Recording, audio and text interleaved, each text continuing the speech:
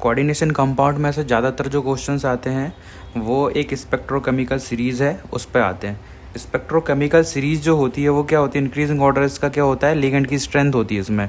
Iodine, bromine, Asian, chlorine, sulphur, fluoride, OH, C2H4, oxalate, H2O, NCS, EDTA, NH3, EN, ethylene diamine, cyanide और फिर आता है CO। ठीक है, ये पूरा का पूरा अपना क्या हो गया, स्पेक्ट्रोकेमिकल सीरीज़। इस पे बेस्ड क्वेश्चन आते ही आते हैं। फिर इसके बाद में अब इसमें देखते हैं कि आयोडीन से वाटर तक क्या होता है, वीक फील्ड लिगेंड्स होते हैं, और NCS से CO तक क्या होते हैं, स्ट्रॉन्ग फील्ड लिगेंड्स होते हैं। ये याद रखना रहता है हमें। अब इसके बाद फर्दर आगे बढ़ेंगे तो लिगेंड की स्ट्रेंथ जो होती है वो वेवलेंथ के इन्वर्सली प्रोपोर्शनल होती है, यानी कि strength inversely proportional to wavelength.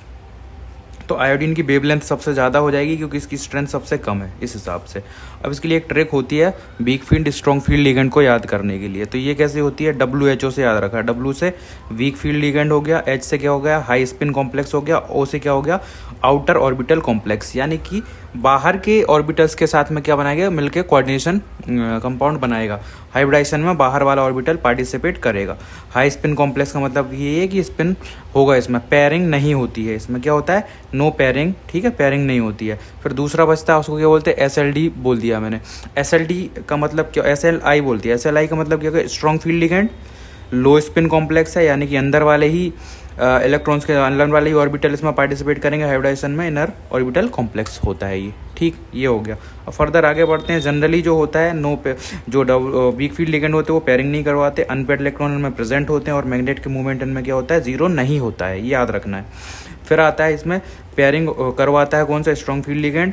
इनमें नंबर ऑफ अनपेयर्ड इलेक्ट्रॉन्स नहीं होते हैं जनरली, और मैग्नेटिक मूवमेंट इसका जीरो होता है। ये हमें अगर नॉर्मली क्वेश्चन आता है तो हमें इतना इतना तो आना चाहिए। फिर आता है ऑर्गेनोमेटेलिक कंपाउंड्स कुछ होते हैं, उनको जनरल नाम याद रखना है इनके कौन कौन से हैं। फेरोसिन, टेट्राकार्बोनाइड निकल, डाइथाइल जिंक, ग्रिग्नाइड रिएजेंट। ठीक है, ये 4 हो गए अपने, 4-5। ठीक है, 4 हो गई अपने ऑर्गेनोमेटेलिक कंपाउंड।